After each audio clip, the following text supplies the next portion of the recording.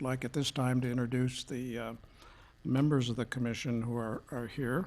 To my far left, the audience's far right, is our newest member, Monica Artman Ruggles. Welcome. Thank you. And next to my left is Rosemary Kerr. To my immediate right is Tim Henry and Michael Freeman. So from city staff, we have Kathy Zerniak, Director of Community Development. So our first item of business is approval of the minutes from our last meeting. I believe that was April 21st. They were sent to us in advance. Are there any corrections or requests for clarification of those minutes? I have just one, and that is on page 16, paragraph 5.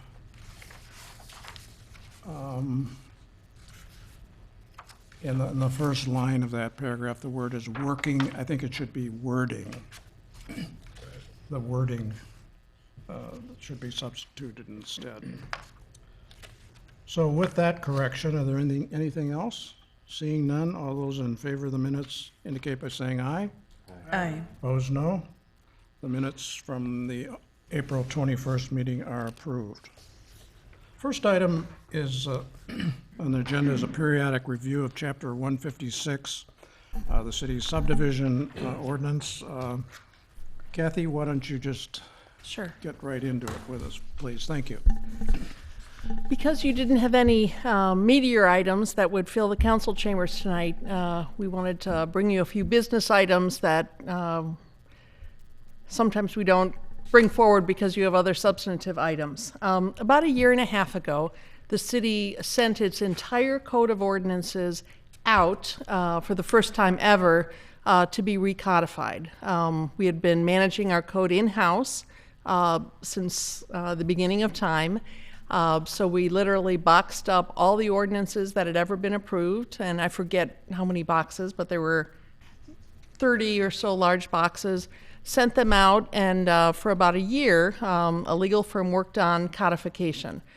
We then received the code back. The council adopted it, even though we knew there were, we needed to go through it line by line and look at typos or some adjustments. So city staff throughout the city right now are in the process of going through every chapter in the code. And in some cases that involves taking out references to horse-drawn milk carts or things that are simply outdated. So we will be periodically bringing you portions of the code.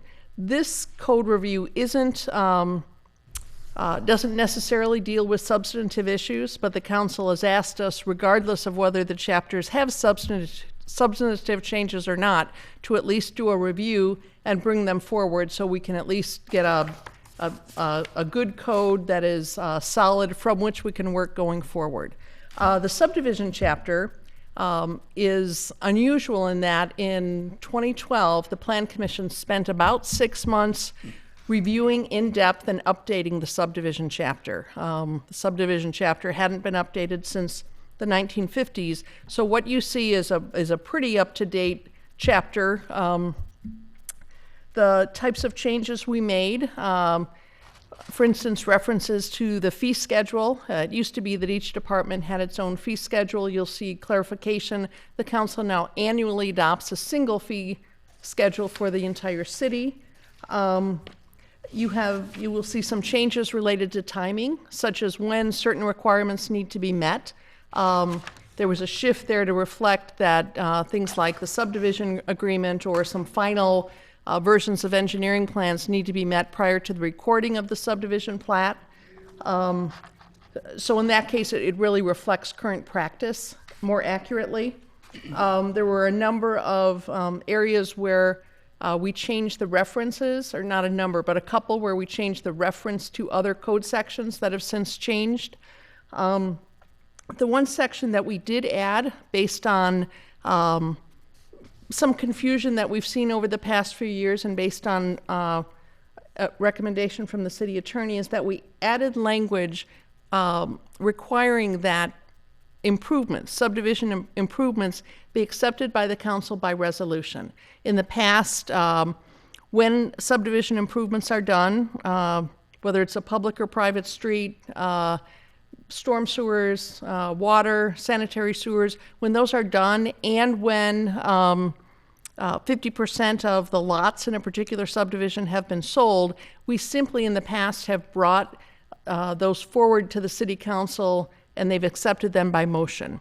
Motions can be more difficult to track, so by having them approved through a legal document, through a resolution, it just is another piece of paper in the file and is helps us in the future when there's any questions about what has been approved and when it was approved. So that change in section 156.046 necessitated the renumbering of the sections beyond that, so you'll see that. So those really, that's a quick summary of the changes made. Again, you don't see many changes here. If there are typos, areas that aren't clear, I'd welcome your input on that. If, on the other hand, there are issues of substance that you think aren't addressed or should be addressed, we can identify those, and then the process would be that we would make a suggestion to the city council that in the future those items be looked at more closely. So I'd be happy to answer any questions. Questions for Kathy? I have one, Kathy, and that is when you get to the substantive items, is it your practice to maybe have an ad hoc focus group of affected parties sit down and review those and get their comments, or do you wait for them to come into a public hearing before the commission? It really depends on what the issue is. Okay. When the Plan Commission reviewed the subdivision chapter in total, and it was a very different chapter than it is today, but what we did at that time is we actually mailed notices to interested parties, which included developers who had worked within the community in the last 10 years, others that we knew were interested, and then we would publish that in the newspaper. If it was one substantive issue that I mentioned briefly that will come before you is the whole idea of short-term rentals or bed and breakfasts. That's an issue that in the past when we've discussed that, we've brought in some realtors to have that discussion. So it really depends on the issue, but we can certainly do that when it's appropriate. Yeah, I think that'd be important because I would think it would behoove us to not pass something and then to have somebody come in later, an army of folks say, hey, we didn't get notice of this, we have this issue, and whatever. So you gotta back up and address things again, so. I'm sorry, were you done, Mike? Oh, yes, go ahead. So, section 156.004, a question about the process, and then kind of a minor edit, perhaps. This talks about the recording of the plat. So it previously had said final approval of the plat. Now we're saying at the time of recording. Is that because you need additional time for the petitioner to provide evidence of financing? Is there what is it about the process that requires the extension? The final approval, when something goes before the city council, such as the Estate Lane subdivision, which will be before the council on Monday night, the Plan Commission has recommended a number of conditions. And the conditions on that one perhaps aren't as numerous as they might be on something like Laurel Avenue or Wesley Farm, but often the Plan Commission recommends a number of conditions. Until the city council takes action to identify whether they support those conditions or not, the developer doesn't move forward with a final plat. And we don't require financial guarantees or a subdivision agreement, which actually says you will build the road and finish the utilities by this date. We don't require that until all of the city approvals are done. And then our next leverage is various city representatives need to sign the plat. We won't have that done until everything required at the time of approval is completed. So that raises my next question, which was, shouldn't it reference the recording of the final plat of subdivision as opposed, or is there a distinction? Only one plat is recorded. Right. For our purposes, we talk about tentative and we talk about final. Right. But nothing other than the final plat ever gets So recorded. you don't need it, even though it's referenced elsewhere as the final plat, here you don't need that. We could certainly add it. I don't see No, any harm I in was really adding just it. curious about the process. It's helpful for me to understand kind of where Plan Commission fits into that whole process, so that was really more of my, so I mean, I think I would leave that to you and the city attorney as to what gets proposed to city council, but I was just curious as to why the word wasn't there and how that process worked. On section 156.046, about the public improvements, which you touched on a little bit in your opening remarks. This is just, the council's not bound to accept the public improvements. It's just that they'll consider it at that point. Is that the purpose of this? So we're not saying that they should do this. We're just saying they could consider it. Correct. Okay. So are you suggesting perhaps that,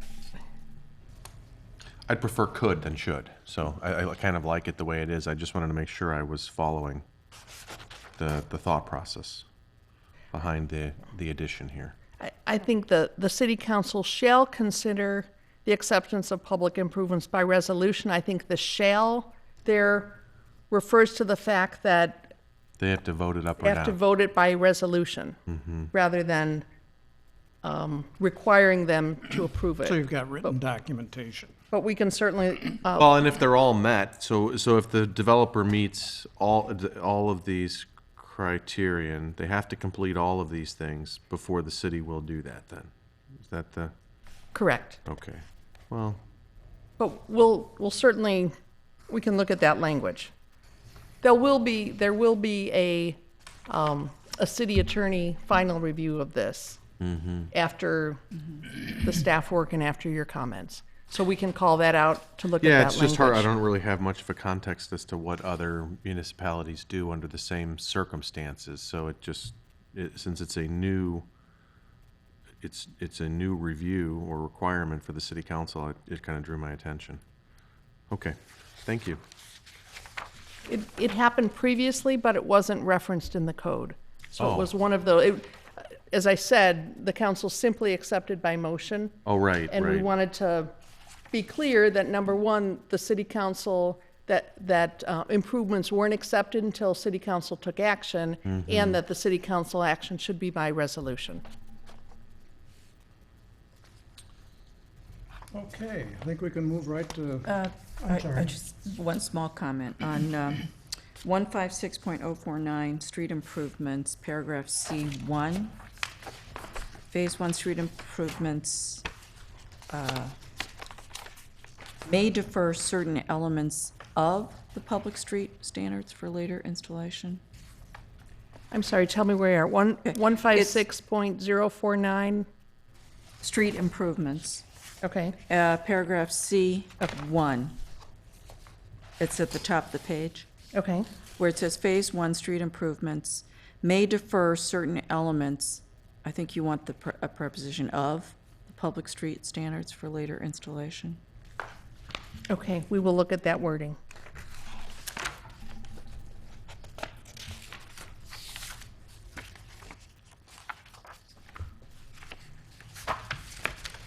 And that was my only comment. okay. Further comments, questions? Okay. What is the comments, suggestions, whatever, as far as the commission is concerned?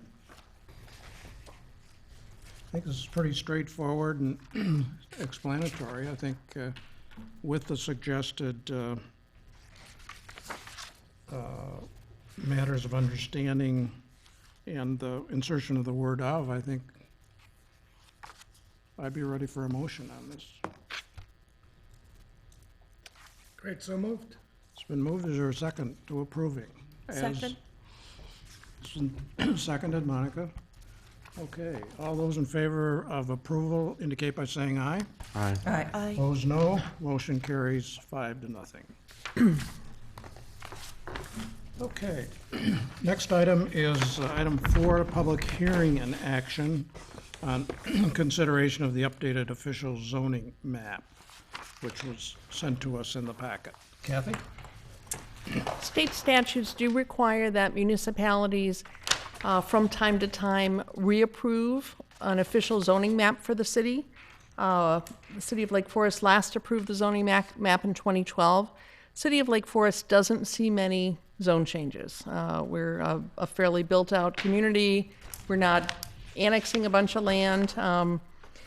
So what you have before you is a map that simply incorporates zone changes that have been approved since the last official zoning map was updated. One of those areas is the Oak Knoll subdivision, which is located at the north end of Oak Knoll Drive, north of Conway Road. That property came before the commission with a request for rezoning and a request for approval of a subdivision.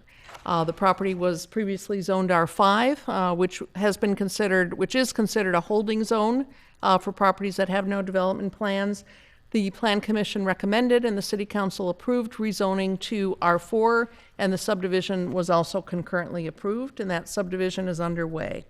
The other zone change that's being incorporated onto the official map is the zone change that was approved for 3 lots in the Wedgewood subdivision. That subdivision is located at the very southwest corner of the city. Those lots, a number of years ago, were donated to the city by the developer. At that time, the developer was reaching the end of build-out, and I think just wanted to move on at that point. As part of the donation, the city was required to zone those open area and hold those for, I believe it was a period of 8 years. After that time, the City Council, in its annual review of city-owned properties, determined that these properties were surplus. The city had no need for them. They were already 3 separate approved building lots. So at the City Council's direction, we presented a recommendation to rezone them from open area back to R4, which is the zoning consistent with that area. That was recommended by the Plan Commission and approved by the City Council. So just to reiterate, no zone changes will occur as a result of your action tonight. The map simply gets updated. Okay, the question, the 3 lot subdivision, have those lots been sold and built upon? Do you know? I know for certain 1 lot has sold and a house is under construction. I believe all 3 of them sold, if I remember correctly. I think so. Okay. I think they sold surprisingly fast. The City Council was pleased to see those sell. Okay. Questions for Kathy? When do you think we'll do the map again? It depends if there are zone changes. If there are a couple of cleanup zone changes that I would like to bring to the commission. And if you know where Middle Fork Farm is on the map, there is some property west of Middle Fork Farm that is in the ownership of the Forest Preserve that still is zoned residential. We would like to work with the Forest Preserve to clean up that area. So if no zone changes are done, we don't bring it forward annually. So we really look at, we don't want to wait too long, but if nothing's happened, we don't want to waste the effort of reprinting either. Right. So Kathy, the recently approved parcel at Highway 41 and 60, that was not rezoned, it was just a special use permit. So the zoning stayed the same. Correct. Okay.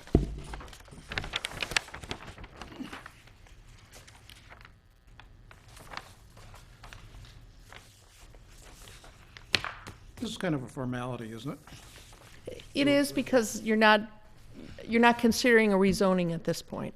But I would just note for the record that even though there's no one in the audience, that this is at a public meeting and the minutes will reflect that you requested public comment and there was no one at the meeting. There you go. Please do so. Okay, what's the pleasure of the commission? Will the chair entertain a motion? Yes. I recommend adoption of the updated official zoning map to the City Council. Seconded. It's been moved and seconded. All those in favor say aye. Aye. Opposed, no. Motion carries. Next item is public testimony on non-agenda items. Let the record show that there's no public present here this evening at the meeting. Any, Kathy, additional information from staff, anything else? I have nothing further for you tonight.